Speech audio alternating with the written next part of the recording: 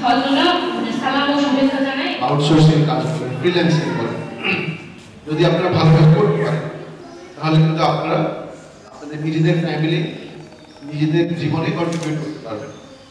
এবং আপনারা জেনে অবাক হবেন যে যে ট্রেনিংটা আপনারা নিচ্ছেন, ট্রেনিংটা যদি আপনি কাজে লাগাতে পারেন আপনারা এটা দিয়েই আপনাদের সারাটা জীবন খুব সুন্দরভাবে চলতে পারবেন।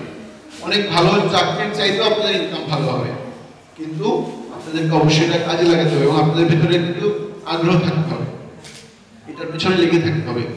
এটা এমন না যে আপনি চাকরিতে ঢুকলেন মাস শেষে বেতন পেলেন, বিষয়টা কিন্তু এরকম হবে না।